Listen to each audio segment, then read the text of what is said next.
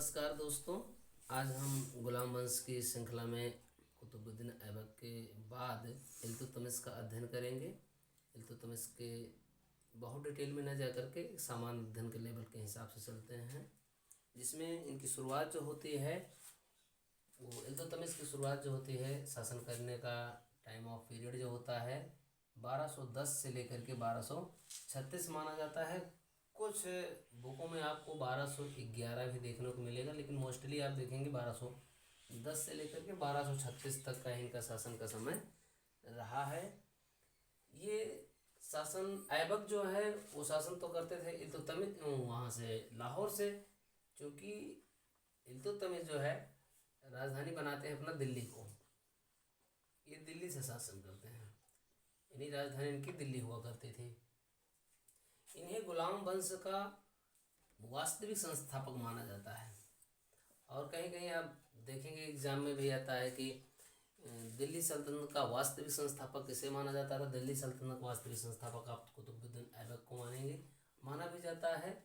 इन्हें एक और नाम दिया जाता है, गुलामों का गुलाम भी कहा जाता है। गुलामों का गुलाम का सीधा सा मतलब है कि जैसे ये कुतुबुद्दीन ऐबक के गुलाम थे, और ऐबक जो थे गोरी के गुलाम थे, गोरी जो थे गजनी के गुलाम थे। इसलिए दिल्ली सल्तनत को सही सुदृढ़ मायने में सुरक्षित या सुसंगठित करने का श्रेय किसी को जाता है तो इल्तुतमिश को जाता है। इसलिए इन्हें गुलामों का गुलाम भी कहा जाता है। इनके जीवन परिचय के बारे में थोड़ा अध्ययन करते हैं। जीवन परिचय इनका इस प्रकार है। ये मध्य एशिया में एक तुर्क परिवार में इनका जन्म होता है। तुर्क परिवार में जन्म होता है। एलवरी तुर्क, सुना था किस प्रकार तुर्क थे? ये एलवरी तुर्क थे, उससे बिलोंग करते थे। और ये इन्हें बचपन में बेच दिया जाता है, गुलाम बना करके कुतुबुद्दीन ऐबक को बेच दिया जाता है। और इन्हें बाद में जो है कुतुबुद्दीन ऐबक खरीद लेता है, और इनकी योग्यता के आधार पर इन्हें उच्च पदों पर रखता है। काफ़ी योग्य व्यक्ति थे इल्तुतमिश, इसलिए इन्हें जो है अच्छे पदों पर रखते हैं। बाद में ऐबक अपनी पुत्री से विवाह भी करते हैं, अपनी पुत्री से विवाह भी कर देते हैं। इसके बाद जो ऐबक की मृत्यु हो जाती है 1210 में, तो 1210 के बाद जो है ऐबक के बाद उनका लड़का आता है आराम शाह। आराम शाह बहुत योग्य नहीं थे, अयोग्यता की वजह से इल्तुतमिश इन्हें शासन से हटा देते हैं और दिल्ली को स्वयं अपने कब्जे में लेकर के शासन करना प्रारंभ कर देते हैं। शासन करते हैं और दिल्ली को काफ़ी मजबूत स्थिति में लाते हैं। तो इस प्रकार से उनकी कुछ उपलब्धियां हैं, शासन के दौरान उन्होंने कुछ उपलब्धियां प्राप्त की, जिसमें आप देखेंगे। हाँ, एक क्वेश्चन और बनता है, उपलब्धियां थोड़ा बाद में देखते हैं। ये सुल्तान बनने से पहले ये बदायूं के सूबेदार हुआ करते थे, सूबेदार। क्वेश्चन बनता है कि बताइए इल्तुतमिश दिल्ली का सुल्तान होने से पहले कहाँ के सूबेदार थे या क्या थे? तो आप बताएंगे वो बदायूं के सूबेदार हुआ करते थे। और उसके बाद अब इनकी उपलब्धियों पर एक नज़र डालते हैं। दिल्ली सल्तनत को मजबूत किया इन्होंने, आंतरिक और बाह्य दोनों स्तर से इन्होंने दिल्ली को मजबूत किया। और सबसे खतरनाक काम जो हुआ करता था मंगोलों का आक्रमण। मंगोल एक प्रकार से बड़े कट्टर किस्म के हुआ करते थे। मंगोल जो है इनका आक्रमण जो होता था ये बड़े बर्बर किस्म के हुआ करते थे। उस मंगोल आक्रमण के दौरान इल्तुतमिश जो थे ये तटस्थता की नीति अपनाते हैं, यानी कि किसी भी, जैसे आप देखते हैं मॉडर्न टाइम में आप देखते हैं जवाहरलाल नेहरू ने तटस्थता की नीति अपनाई थी, और आज भी ये नीति चलती है विदेश नीति में। तो यहाँ पर मंगोल आक्रमण जब हुआ करता था तो दिल्ली को सुरक्षित करने के लिए इल्तुतमिश ने बहुत अच्छा काम किया कि वो किसी भी पक्ष का साथ न देने का निर्णय लिया। इसमें तटस्थता की नीति आती है। उसमें क्या हुआ था कि जलालुद्दीन मकबरनी जो है वो भाग करके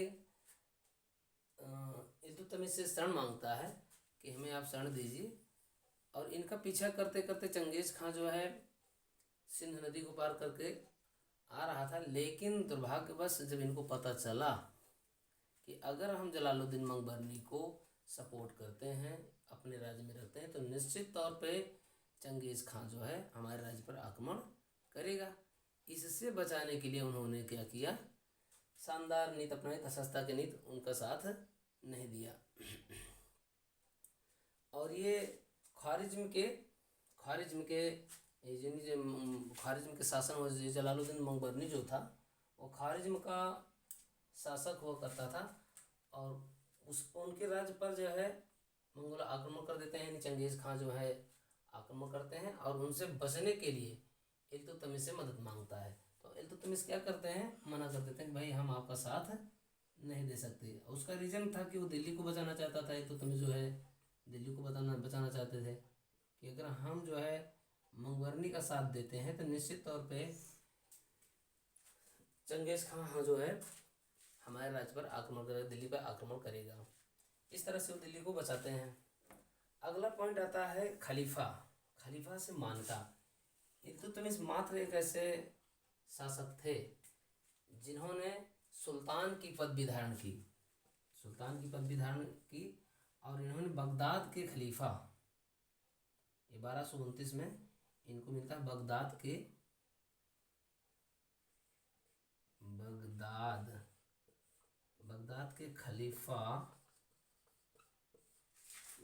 के खलीफा से खिलअत नामक पत्र प्राप्त करते हैं।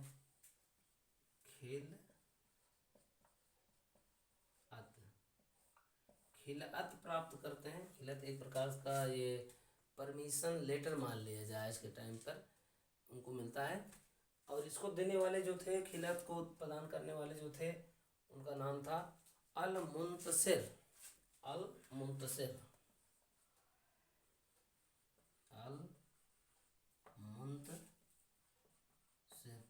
ये क्वेश्चन कई बार आया है कि वह कौन सा सुल्तान था जिसने बगदाद के खलीफा से जो है मान्यता प्राप्त की। तो आप बताएंगे, इल्तुतमिश का नाम लेंगे और खिलअत जो है ये मांग पत्र था जिसको अल मुंतसिर के द्वारा प्रदान किया जाता है।